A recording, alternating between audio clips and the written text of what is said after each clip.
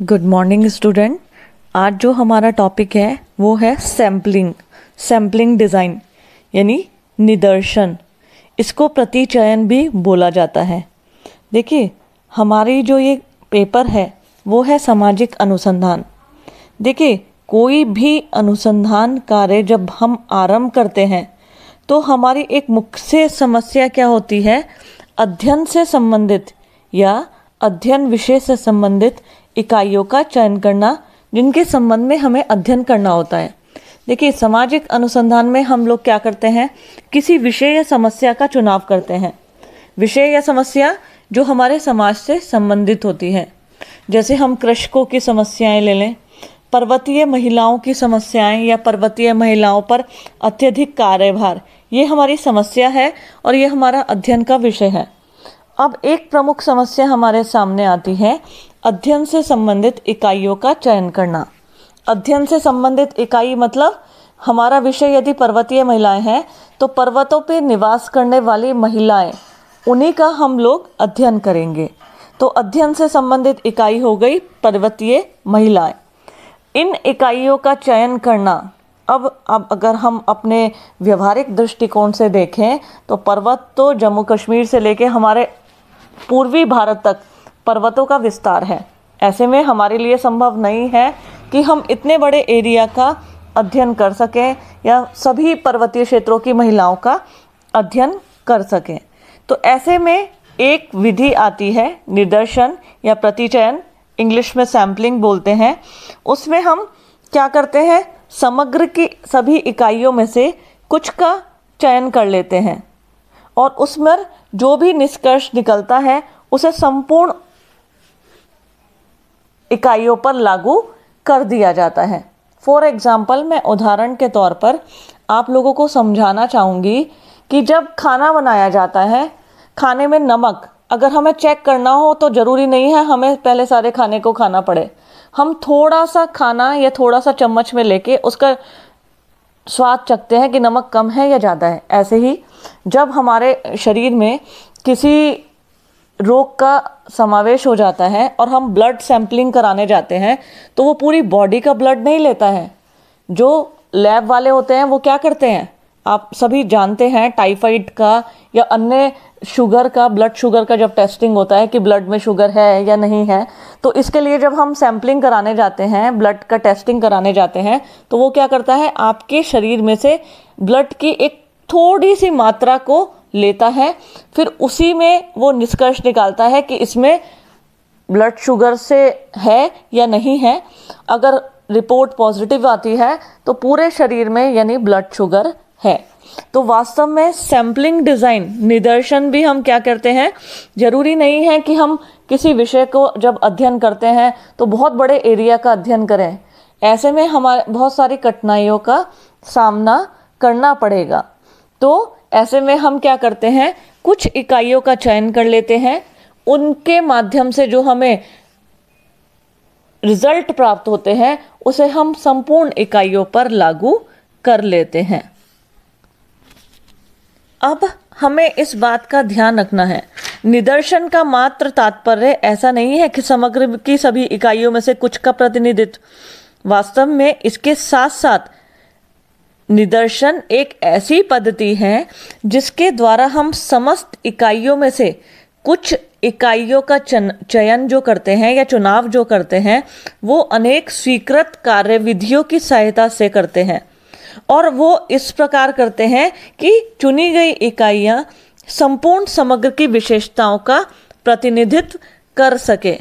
क्योंकि कई बार देखो, अध्ययन के विषय से संबंधित हमें निदर्शन का प्रयोग करना पड़ता है और कई बार परिस्थिति, व्यवहार, दृष्टिकोण, ये सब क्या होता है, अलग अलग पाया जाता है। क्योंकि ये सामाजिक अनुसंधान है, ये कोई प्राकृतिक या भौतिक अनुसंधान नहीं है।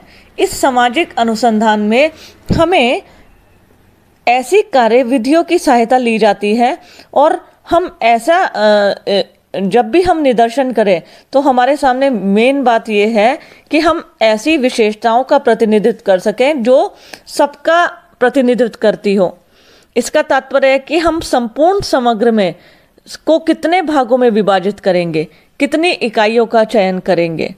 अब आपके सामने कुछ समाजशास्त्री हैं, उन्होंने निदर्शन के बारे में अपनी अपनी परिभाषा दी थी।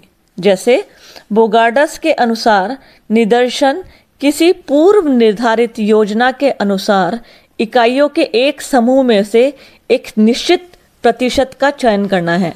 देखिए, बोगार्डस ने अपनी डेफिनेशन में बताया है कि निदर्शन जो है वो किसी, जो हम पूर्व निर्धारित योजना, जब हम किसी कार्य को करने से पहले योजना बनाते हैं, उनमें से एक समूह में से निश्चित प्रतिशत का चयन करना निदर्शन कहलाता है। बोगार्डस को अगर हम विस्तारित रूप से लें तो उनका कहना है कि जब हम कोई योजना बनाते हैं, कार्य करने की योजना है, ठीक है, कार्य करने की योजना यदि किसान से रिलेटेड है, कृषकों से रिलेटेड है, तो कार्य योजना के बनाने के बाद उनमें इकाइयों के एक समूह का निश्चित प्रतिशत, मतलब हमने 50 किसान ले लिए, एक निश्चित प्रतिशत का चयन करना ही निदर्शन कहलाता है। इसी प्रकार गुडे तथा हार्ट के शब्दों में अगर हम निदर्शन की बात करें तो गुडे तथा हार्ट कहते हैं निदर्शन किसी विशाल समग्र का एक छोटा प्रतिनिधित्व है। मतलब बहुत छोटी सी डेफिनेशन है, इजी है, लेकिन इसमें अगर आप शब्दों के ऊपर ध्यान देंगे तो इसका बहुत विस्तृत अर्थ है। जैसे फिर से मैं रिपीट कर रही हूँ, गुडे तथा हार्ट कहते हैं निदर्शन किसी विशाल समग्र का एक छोटा प्रतिनिधित्व है। वही जो मैंने आपको ब्लड सैंपलिंग बताई थी, आम मनुष्य के शरीर में ब्लड की अत्यधिक मात्रा पाई जाती है, लेकिन यदि हमारे रोगों के जानने के लिए हम ब्लड का कलेक्ट करते हैं तो वो छोटी मात्रा होती है। तो वही गुडे तथा हार्ट कहते हैं कि निदर्शन किसी विशेषता का, किसी विशाल समग्र का एक छोटा प्रतिनिधित्व है, मतलब एक छोटा सैंपल इसे कह सकते हैं। इसी प्रकार श्रीमती पीवी यंग, अगर श्रीमती पीवी यंग की बात करें तो आपने किताब लिखी थी scientific social survey and research. श्रीमती पीवी यंग ने scientific social survey and research में निदर्शन को परिभाषित करते हुए लिखा है कि एक सांख्यिकीय निदर्शन उस संपूर्ण समूह अथवा योग का एक लघु चित्र अथवा प्रतिनिधित्व अंश है जिसमें से वह निदर्शन लिया गया है। देखिए, अगर हम सभी परिभाषाओं का जानें और गंभीरतापूर्वक उनके ऊपर विचार करें तो कहीं ना कहीं उनका जो केंद्र बिंदु है वो उसी छोटे प्रतिनिधित्व, लघु प्रतिनिधित्व की बात करता है जिसे हम एक संपूर्ण समग्र में से चयन करते हैं। तो पीवी यंग भी कहती है कि एक सांख्यिकी निदर्शन उस संपूर्ण समूह अथवा योग का एक लघु चित्र अथवा प्रतिनिधि अंश है। मतलब एक बहुत बड़े समूह में से कुछ को चयन कर लेना और वह जिस निदर्शन कहलाता है। मतलब संपूर्ण समूह में से जो हमारा अध्ययन विषय है, कुछ लोगों का या अध्ययन की इकाइयों को चयन कर लेना, ले लेना, और ये क्या कहलाता है? ये निदर्शन कहलाता है। तो वास्तव में निदर्शन है संपूर्ण की सभी इकाइयों में से कुछ का प्रतिनिधित्व, और वास्तव में कुछ का जो प्रतिनिधित्व है वो स्वीकृत कार्यविधियों की सहायता से किया जाता है, कि जो कार्यविधियां स्वीकृत है उन्हीं के माध्यम से वह संपादित किया जाता है। स्टूडेंट, अब आता है एक उत्तम निदर्शन की आवश्यक विशेषताएं, मतलब वास्तव में essential features of a good sampling या गुड सैंपल। एक अच्छे निदर्शन हम कब मानते हैं, उसके लिए क्या आवश्यक दशाएं या विशेषताएं हैं, उस पर हम बात करेंगे। टू द पॉइंट्स अगर हम इसको डिस्कस करें तो पहला इसमें आता है समग्र का प्रतिनिधित्व, रिप्रेजेंटेटिव ऑफ यूनिवर्स। हमेशा जो निदर्शन में हम इकाइयों का चयन करते हैं वो संपूर्ण इकाइयों का प्रतिनिधित्व करती हो। इकाइयाँ ऐसी हो, जैसे मैंने अभी आपको बताया था पर्वतीय महिलाओं की समस्याएं, ऐसे में जो हम अध्ययन की इकाइयों का चयन करेंगे, पर्वतीय महिलाओं का चयन करेंगे, वो ऐसे क्षेत्र का चयन करेंगे जो संपूर्ण पर्वतीय क्षेत्रों का प्रतिनिधित्व करती हो। तो वास्तव में एक अच्छे निदर्शन की विशेषता है कि वो संपूर्ण या समग्र का प्रतिनिधित्व करता हो। सेकंड इसकी विशेषता आती है समुचित आकार, एप्रोप्रिएट साइज। देखिए, अगर हम एक अच्छे निदर्शन या प्रतिचयन का जब प्रयोग करते हैं तो सबसे बड़ी विशेषता आती है उसका साइज। कभी भी निदर्शन का बहुत बड़ा आकार अध्ययन की सफलता के लिए उपयोगी नहीं माना जाता है। अध्ययन की सफलता इस बात पर निर्भर करती है कि हमारे निदर्शन या इकाइयों का जो आकार है वो कैसा है। जैसा कि मैंने अभी अभी आपको बताया था कि जैसे हम पर्वतीय महिलाओं का अध्ययन करते हैं, पर्वतीय जो क्षेत्र है वो जम्मू कश्मीर से लेकर और हमारे पूर्वी भारत तक वो विस्तृत है। तो ऐसे में हमारे सामने प्रश्न उठता है कि हम इतने बड़े अध्ययन क्षेत्र का हमारे लिए अध्ययन करना संभव नहीं है। तो अध्ययन क्षेत्र और उसका आकार अध्ययन की सफलता के लिए महत्वपूर्ण होता है। यदि निदर्शन, देखिए, बहुत छोटा भी निदर्शन यदि बहुत छोटे आकार का होता है तो भी हम सभी का समग्र का प्रतिनिधित्व नहीं कर पाते, और यदि निदर्शन बहुत बड़ा होता है तो भी हम इन इकाइयों का गहन और सूक्ष्म अध्ययन नहीं कर पाते। तो ऐसे में यहाँ ध्यान देने योग्य महत्वपूर्ण बात यह है कि निदर्शन में अध्ययन के क्षेत्र का जो आकार है या चयन है, इकाइयों का जो चयन है, ना तो बहुत अधिक विस्तृत होना चाहिए, ना ही बहुत अधिक छोटा होना चाहिए। ये इस पर निर्भर करता है। नेक्स्ट इसकी विशेषता जो है वो है अध्ययन विषय के अनुरूप, conformity with subject of study. अब हमारे सामने एक विशेषता ही है, हमेशा इस बात का ध्यान रखना चाहिए कि जो भी निदर्शन है वो हमेशा अध्ययन विषय से संबंधित या अध्ययन विषय से प्रत्यक्ष संबंधित होना चाहिए, क्योंकि हम वैज्ञानिक निष्कर्ष तभी प्राप्त कर सकते हैं जब हम निदर्शन जो हो हमारा अध्ययन विषय से प्रत्यक्ष संबंध रखता हो। जैसे कई बार हम देखते हैं अध्ययनकर्ता यदि बाल अपराध, महिलाओं की समस्याएं, इन सब का अध्ययन करता है तो निदर्शन के अंतर्गत केवल बाल अपराधियों का ही समावेश हो। मतलब जैसा हमारा अध्ययन का विषय है बाल अपराधियों का अध्ययन, तो हमारी जो इकाई होगी, जो हमारी सैंपलिंग होगी, हम उन्हीं बाल अपराधियों को चयन करेंगे जिन्होंने कुछ अपराध किया हो, क्योंकि यह तभी प्रासंगिक हो सकेगा या तभी यह वैज्ञानिक हो सकेगा जब हम निदर्शन अध्ययन विषय से संबंधित करते हैं। अध्ययन की इसमें निदर्शन की अगर हम अन्य विशेषता की बात करें तो अध्ययन की अन्य विशेषता में नेक्स्ट है व्यक्तिक पक्षपात से स्वतंत्र, फ्री फ्रॉम इंडिविजुअल बायस। मतलब एक श्रेष्ठ निदर्शन वही होता है जिसमें अध्ययन की इकाइयों का चुनाव करते समय व्यक्तिगत इच्छा और पसंद को महत्वपूर्ण ना माना जाए। ऐसा नहीं है कि आप किसी अध्ययन विषय में महिलाओं का अध्ययन कर रहे हैं तो अध्ययन की इकाइयों का चयन करते समय आप ये कदापि ना करें कि जो महिलाएं हैं आप अपने पसंद की महिलाएं या अपने इच्छा अनुसार कि हम उनका चयन करेंगे, उनको लेंगे, वो सही आंसर देंगे। ऐसा नहीं होता। अध्ययन तभी वैज्ञानिक कहलाता है जब हम बिल्कुल निष्पक्ष होकर, व्यक्तिगत पक्षपात से स्वतंत्र होकर निष्कर्ष या निदर्शन की इकाइयों का चयन करते हैं। तो हमेशा निदर्शन का आयोजन करते समय इस बात का ध्यान रखना चाहिए कि जो भी निदर्शन है वो व्यक्तिगत पक्षपात से स्वतंत्र हो। नेक्स्ट इसमें आता है होमोजेनिटी, मतलब सजातीयता। देखिए, सजातीयता का अर्थ वास्तव में अगर हम देखें तो निदर्शन के अंतर्गत चुनी गई इकाइयों में बहुत अधिक विरोधी विशेषताएं ना पाई जाती हो। मतलब ऐसा ना हो जो हमने विशेषताएं ली है वो एक दूसरे के विपरीत हो। देखिए, चूंकि ये निदर्शन या जितनी भी मैं आपको विशेषताएं बता रही हूँ ये सामाजिक अनुसंधान से संबंधित हैं। और सामाजिक अनुसंधान मैंने आपको बताया था यह भौतिक या प्राकृतिक अनुसंधान नहीं है जिसमें व्यक्तिगत हित या लगाव ना हो। ये हम ही मनुष्य के द्वारा हम ही मनुष्य के बीच में से कुछ विषयों समस्याओं का अध्ययन किया जाता है। तो ऐसे में क्या होता है, कई बार पक्षपात, भेदभाव और तर्क वितर्क, इन सब के कारण अनुसंधान में कठिनाई आती है।